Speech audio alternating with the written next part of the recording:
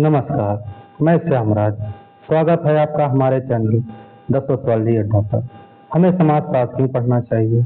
आज समाजशास्त्र QS world university rankings के अनुसार 2025 में समाजशास्त्र के अध्ययन के लिए दुनिया के 375 विश्वविद्यालय शामिल हैं और भारत में 361 विश्वविद्यालयों और 2500 से अधिक कॉलेजों में समाजशास्त्र पढ़ाया जा रहा है। इसकी पुष्टि आप गूगल या चैटजीपीटी से पूछ के कर सकते हैं। हम हमेशा अपने आसपास सुनते हैं कि समाज में क्या इज्जत रह गई, समाज के चार लोग क्या कहेंगे, जैसे तमाम वाक्य जिसमें समाज शब्द अवश्य शामिल रहता है।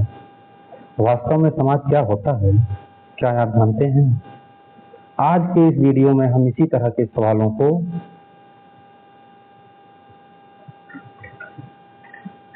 जानेंगे।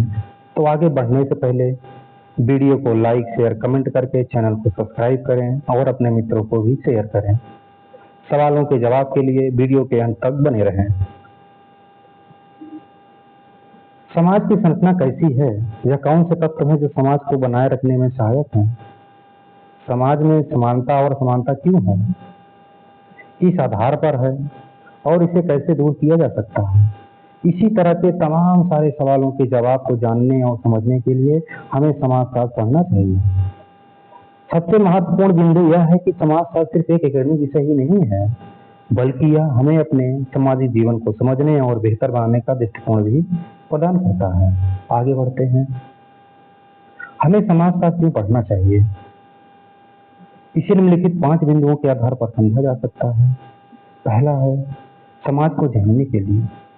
हमें समाजशास्त्र विभिन्न मानव समाज को जानने और समझने में मदद करता है।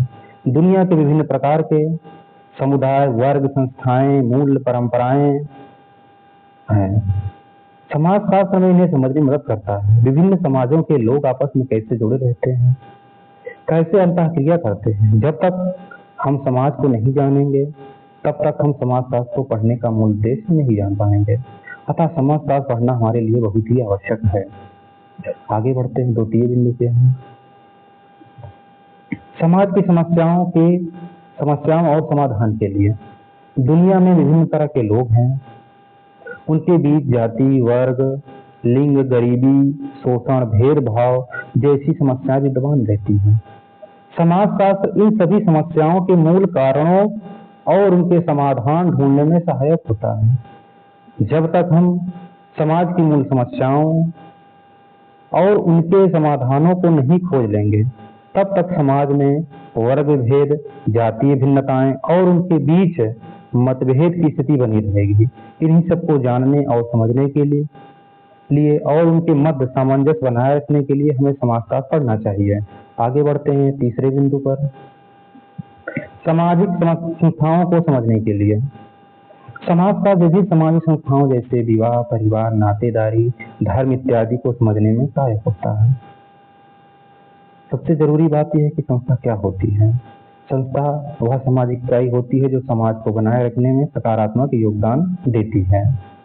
जब तक हम विभिन्न समुदायों की संस्थाओं के बारे में नहीं पढ़ेंगे, जानेंगे, तब तक हम अन्य समुदायों की भिन्नताओं को नहीं पहचान सकेंगे और पूर्वाग्रह से मुक्त नहीं हो सकेंगे। विभिन्न समाजों की संस्थाओं के प्रति वैमनस्य की विचारधारा बनी रहेगी। अतः समाजशास्त्र इन सभी वैमनस्य की स्थिति को दूर करने में सहायक होता है, क्योंकि हम समाजशास्त्र में ही सभी सामाजिक संस्थाओं के बारे में पढ़ते हैं। टाइपिंग थोड़ा सा मिस्टेक है। चौथे बिंदु को पहुंचते हैं, तार्किक विचारों के विकास के लिए। समाजशास्त्र पढ़ने से हमारे अंदर तार्किक विचारों का समावेश होता है। दबाव अथवा जबरदस्ती की बात मनवाने की नहीं। जैसे यदि हम हिंदू धर्म और इस्लाम की बात करें तो हमें किसी भी पक्ष में एकतरफा होकर नहीं सोचना चाहिए, बल्कि सकारात्मक और नकारात्मक दोनों पक्षों को ध्यान में रखते हुए परिचर्चा करनी चाहिए। इस्लाम में किसी परंपरा का पालन किया जा रहा है तो क्यों किया जा रहा है, इसके पीछे की मूल विचारधारा क्या रही है।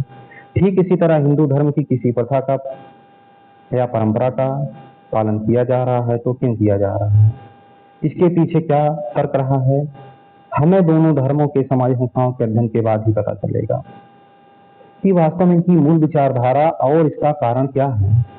इन सब के विषय में हमें समाजशास्त्र में ही पढ़ने को मिलेगा, इसलिए भी हमें समाजशास्त्र पढ़ना चाहिए। 5वें बिंदु पर पहुंचते हैं। अच्छा नागरिक बनने के लिए हमें समाज में कैसे रहना है, किसके साथ कैसा व्यवहार करना है, किसके साथ कैसा संबंध रखा जा सकता है और किसके साथ कैसा संबंध नहीं रखा जा सकता है, कब कौन सा कार्य करना है और कौन सा कार्य नहीं करना है, समाज के प्रति हमारे क्या कर्तव्य है, इसी तरह के तमाम प्रश्नों के जवाब हमें समाजशास्त्र पढ़ने से ही मिलेंगे और हमें एक अच्छा नागरिक बनने में सहायता करेगा। अतः हमें एक अच्छा नागरिक बनने के लिए समाजशास्त्र का अध्ययन जरूरी है। समाजशास्त्र व्यक्ति को समाज में एक प्राणी के रूप में स्थापित करता है, क्योंकि इंसान जब पैदा होता है तो एक अबोध शिशु होता है और समाज में समाजीकरण के माध्यम से ही वह सब कुछ सीखता है। निष्कर्ष पर पहुंचते हैं। समाजशास्त्र पढ़ने के लिए एक नहीं बल्कि कई कारण हैं। समाज की समझ विकसित करने के लिए जाति, धर्म, संस्था, परंपराओं, रीति रिवाजों, समाजी समस्याओं को समझने और उनके समाधान, एक अच्छा समाजिक सदस्य बनने अर्थात मनुष्य को एक सामाजिक प्राणी के रूप में स्थापित होने के लिए समाजशास्त्र का अध्ययन करना चाहिए, क्योंकि मनुष्य जब समाज में जन्म लेता है तो वह मात्र एक हड्डी और मांस का टुकड़ा होता है, परंतु समाज में रहते रहते वह समाजीकरण के माध्यम से समाज के सभी रीति रिवाजों, परंपराओं, मानक, मूल्य, व्यवहारों को सीख जाता है और वे अच्छा नागरिक बनकर समाज में स्थापित हो जाता है। व्यवहारों को सीखकर एक सामाजिक प्राणी बन जाता है। अतः समाजशास्त्र पढ़ने की हमें आवश्यकता होती है। आगे बढ़ते हैं। वीडियो के अंत तक बने रहने के लिए धन्यवाद। अगले वीडियो में हम समाजशास्त्र को एक विषय के रूप में जानेंगे, जिसके बिंदु हम रखेंगे समाजशास्त्र, जिसके अंतर्गत हम पढ़ेंगे समाजशास्त्र का उद्भव, उसका विकास, अर्थ, परिभाषा, अध्ययन क्षेत्र और विषय और अन्य विषयों से संबंध। धन्यवाद। चैनल को जितना से हो सके लाइक, शेयर, सब्सक्राइब जरूर करें और अपने मित्रों को शेयर भी करें। धन्यवाद।